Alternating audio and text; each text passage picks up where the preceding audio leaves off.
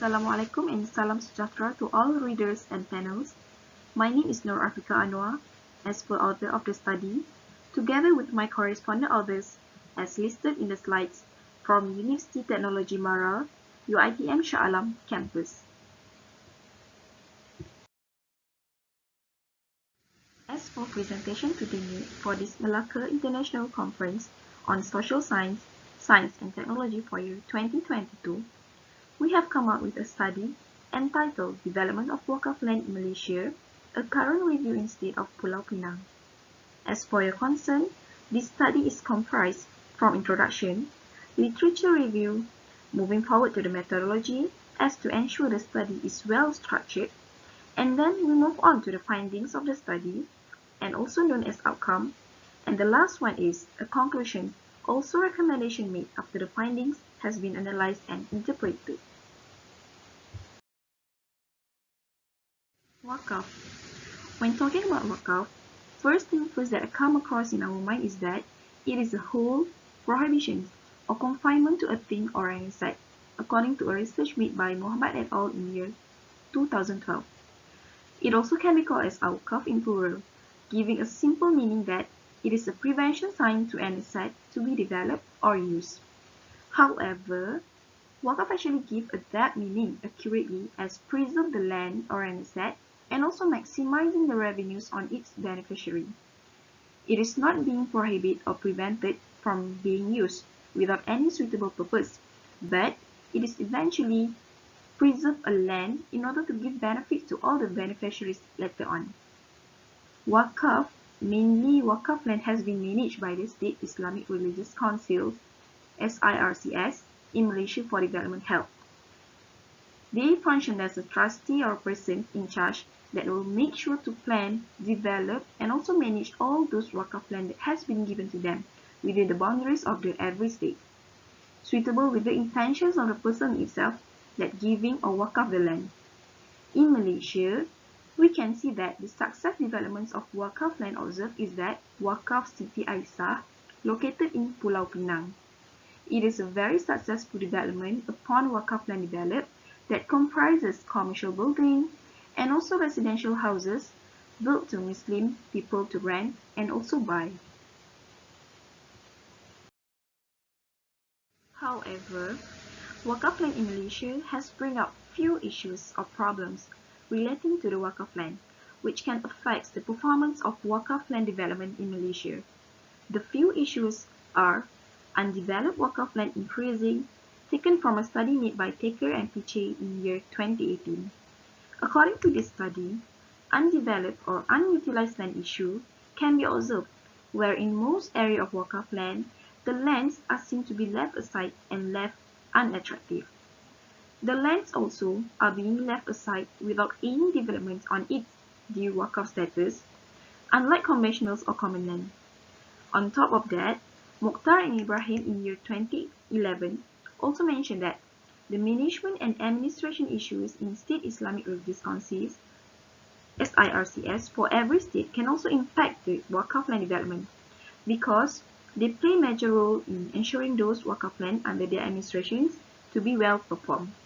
While the last issue arise was knowledge and information on WAQF land is not enough yet to be aware by the society.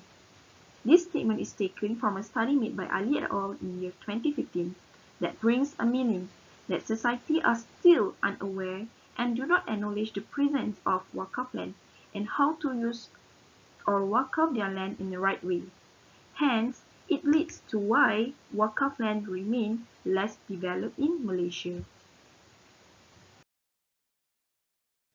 Therefore, from the issue mentioned previously, this study attempts to identify the current WAQF land development held specifically in Pulau Pinang as to seek for knowledge on what is currently being developed onto WAQF land within their territory. The study hence can bring significance to Muslim community to be more aware on what has been held or developed onto WAQF land in Pulau Pinang area, as well as to give ideas to future researchers that conduct similar topics.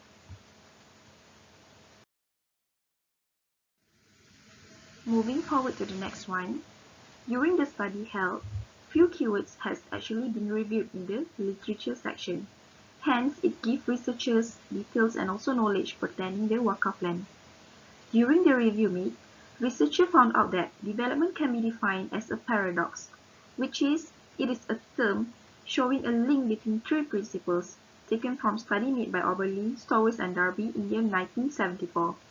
The principles are the economics, sociology and also ethics. In real estate context in Malaysia, real estate development is actually depending on the Malaysian development planning.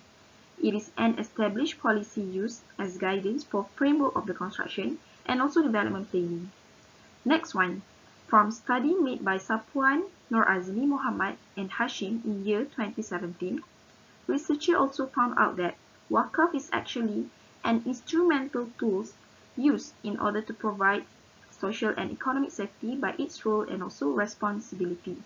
Similarly, it also been used to utilize the purpose of charity itself that has been ordered or specified by the founder who donated or wakaf their belonging to the Muslim community. Next one, according to Hassan and Rashid in year 2015, besides State's Islamic Religious Council is established and been appointed as the trustee of wakaf asset, it also functions to give advice about the conditions and goals that related to Islamic matter and custom of Malay, as well as developing the policy making. And the last key is that encroachment issue, absence of wakaf matters and provisions in the Act are the few issues or challenges faced by the trustee in order to manage the wakaf land accordingly to the study made by Kadir and Dalan in year 2006 and Ismail et al. In year 2015 respectively. Hence, all the key review mentioned above has actually enlightened the researcher more in outlining the best overview relating to wakaf matter in this study.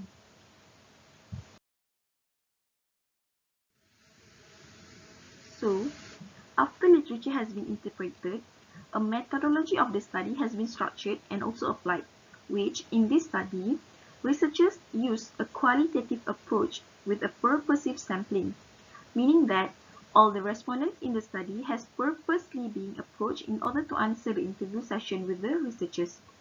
An interview session was made, and there were about 4 personnel that working in State Islamic Religious Council's Pulau Pinang involved. After the interview session, the data then was analyzed and interpreted manually using content analysis in order to come out with an outcome from the conversation made during the interview. In short, this study also has used both sources of data, which are primary data and secondary data, in order to strengthen the findings made. The case study was, as mentioned previously in the objective, which is, will be within the boundaries of Pulau Pinang only.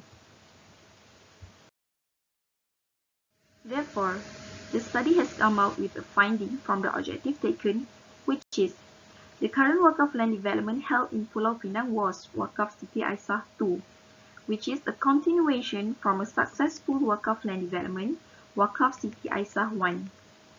4 of the respondents have stated similar answers or feedback regarding the question asked on the objective of the study.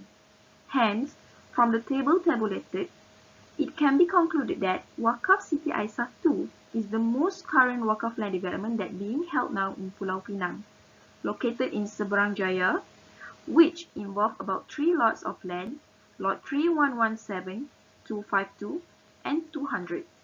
The development was planned to build up about 422 units of medium-cost apartment, 150 units of low-cost apartment, 30 units of shop office, 15 units of stall centers, office blocks of 4 stories, surau and halls, that cost about 120 million for the development cost. On top of that, the development was financed by a joint venture approach with Uda Sendirian Berhad, a well-known developer in Malaysia.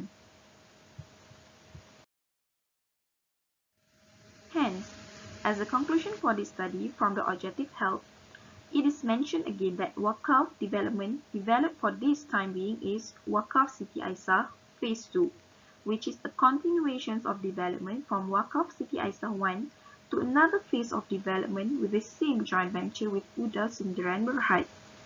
To be concluded, wakaf land is essential to be developed in ensuring the continuous benefits such as housing or educational center that can be used by society, especially Muslim community. As for recommendation, the results of this study leads researcher to recommend for a new study to be continued, to look up the issue that may exist in the WAQF land developments of City Aisyah 2 project later on. Either the issue arises during the developments or upon the completion. And that it brings us to the end of the presentation today. I would like to thank you for your time and attention today. I sincerely appreciate your attention for today's session. With that, thank you and stay safe.